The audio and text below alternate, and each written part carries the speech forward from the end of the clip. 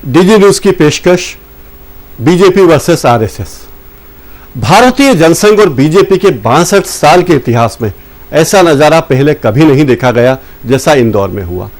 अंतर्राष्ट्रीय खेल दिवस की पूर्व संध्या पर भाजपा कार्यालय में तोड़फोड़ का जो खेल खेला गया वह शुचिता की राजनीति करने वाली पार्टी के लिए शर्मनाक था।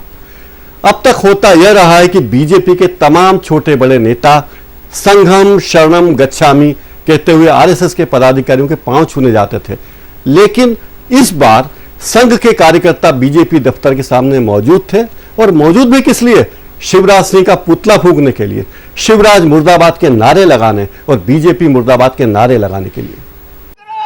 नदी में डूब मरो, गुंडों का सरताज है शिवराज सिंह चौहान है, गुंडों का सरताज है शिवराज सिंह चौहान है। शिवराज सिंह एक काम करो, खान नदी में डूब मरो, शिवराज सिंह एक काम करो, खान नदी में डूब मरो।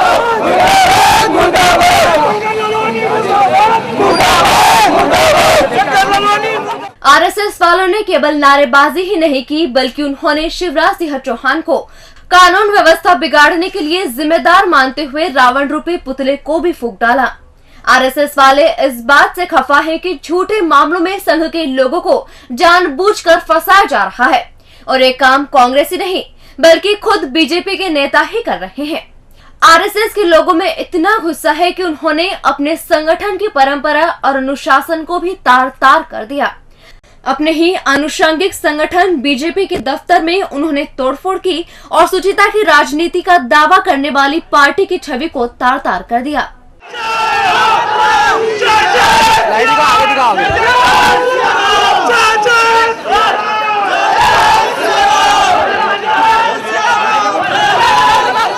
आमतौर पर आरएसएस वाले मीडिया से कुछ बोलने से बचते हैं, लेकिन इस बार मामला इतना ज्यादा गरमाया कि न केवल वे उग्र हुए बल्कि मीडिया के सामने भी बकायदा बयान दिया। हिंदू अस्मिता की बात करने वाले आरएसएस के इंदौर परिक्षेत्र के वरिष्ठ पदाधिकारी ने इस मामले में कहा कि पूरा हिंदू समाज ईमानदार अफसरों के साथ खड़ा है।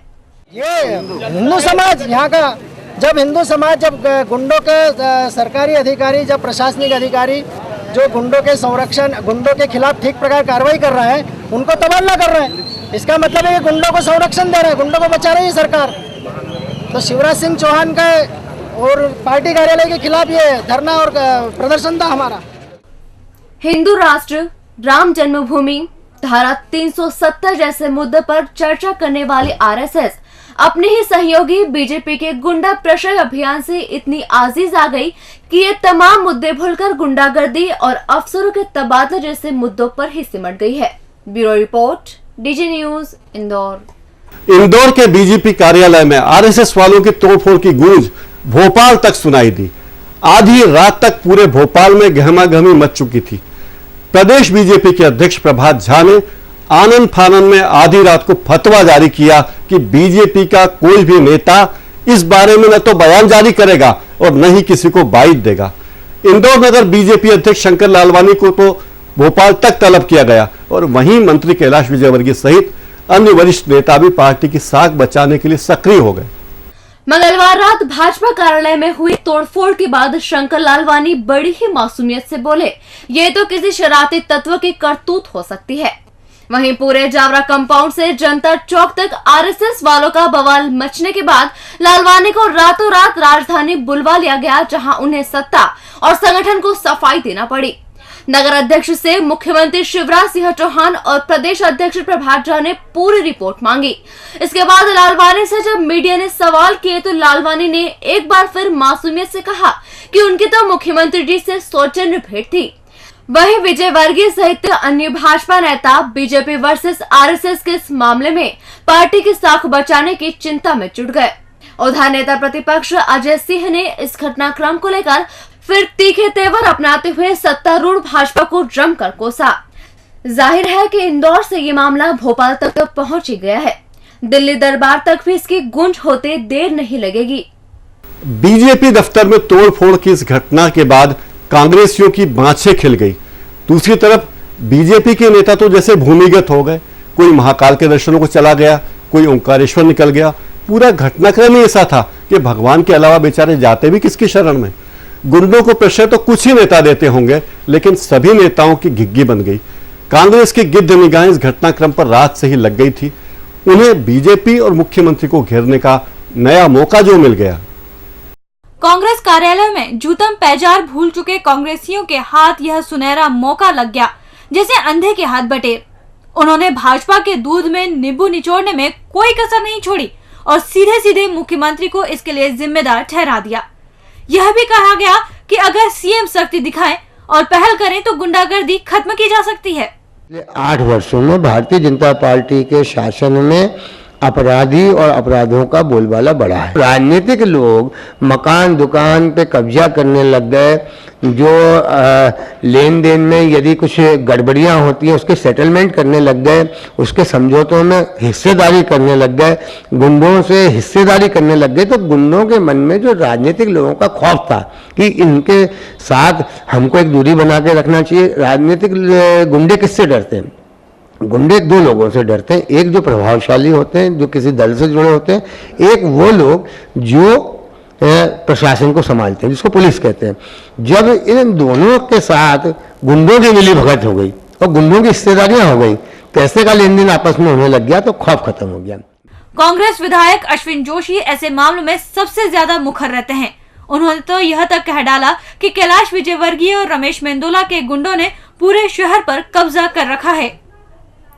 अब आरएसएस के लोगों ने अगर प्रदर्शन कर ही दिया है तो उनको ये भी करना चाहिए कि इस चुनाव में उनकी जमानत भी नहीं निकलना चाहिए, क्योंकि जिनकी जमानत आरएसएस के लोग देते हैं वो चुनाव जीतने के बाद आरएसएस के लोग ही नहीं सुनते हैं। और प्रशासन का इतना भोंडा दुरुपयोग इतिहास में आज तक देखने में नहीं आया है। शिवराज सिंह चौहान इस प्रदेश का मुख्यमंत्री है या नहीं है, ये इंदौर में बैठ के नहीं लगता। ऐसा लगता है कि शिवराज सिंह चौहान या तो कैलाश का पार्टनर है या कैलाश रमेश से डरता है। पर इंदौर के टीआई स्तर के जो अधिकारी हैं वो उसी की सुनते हैं जो उनको तबादला करवा सकता है या रुकवा सकता है। मुझे तो आशंका है कि एसएसपी का भी तबादला हफ्ते 15 दिन में हो जाएगा। जो कैलाश रमेश ने चाहा वो किया। आखिर में मैं भी विधायक हूँ, सुदर्शन गुप्ता से सीनियर हूँ, 200-300 के मुकदमे मुझ पर उल्टे कायम हुए। अब सुदर्शन पे बारी आई, संघ के लोगों में बारी आई, तब जाके संघ जागा है। संघ ने जागने में बहुत देर कर दी है। संघ पहले जाग गया होता तो इस शहर में गंदगी जो इतनी बढ़ गई है वो इतनी नहीं बढ़ती। इसको कम करने में हमको बरसों लग जाएंगे। प्रदेश कांग्रेस प्रवक्ता नरेंद्र सलूजा ने भी बीजेपी को जमकर कोसा और कहा कि हम सभी एक साथ हैं। जनता को गुंडों का साथ देने वालों का बहिष्कार करना चाहिए। निश्चित ही भारतीय जनता पार्टी के लिए बड़ी शर्मनाक घटना है और डूब मरने वाली घटना है कि उन्हीं की मात्र संगठन आरएसएस के लोगों को सड़कों पर उतरना पड़ा, उन्हीं की पार्टी का कार्यालय तोड़ना पड़ा, उन्हीं के मुख्यमंत्री, प्रदेश अध्यक्ष और मंत्री के पुतले जलाना पड़े, उन्हीं के खिलाफ मुर्दाबाद के नारे लगाना पड़े, उन्हीं पर गुंडों का सरगना होने का, गुंडों को प्रश्रय देने का आरोप लगाना पड़े, उन्हीं को ईमानदार अधिकारियों के तबादले के आरोप उन पर लगाए गए। जो बात सदैव कांग्रेस कहती आई और विपक्ष के नाते उनकी बात को तवज्जो नहीं दी गई। अब उन्हीं के जो मात्र संस्था है आरएसएस के लोग वही बात कह रहे हैं। कांग्रेस के आरोपों की पुष्टि इसी से सिद्ध हो गई। कांग्रेसी अभी इस पूरे मामले में बयानबाजी तो जमकर कर रहे हैं, लेकिन चुनावी महासमर में वे इसे हथियार बना पाएंगे या नहीं कहा नहीं जा सकता। यह भी कहा नहीं जा सकता कि इससे गुंडागर्दी पर कितनी रोक लगेगी और इंदौर कितना रहने लायक शहर बन पाएगा।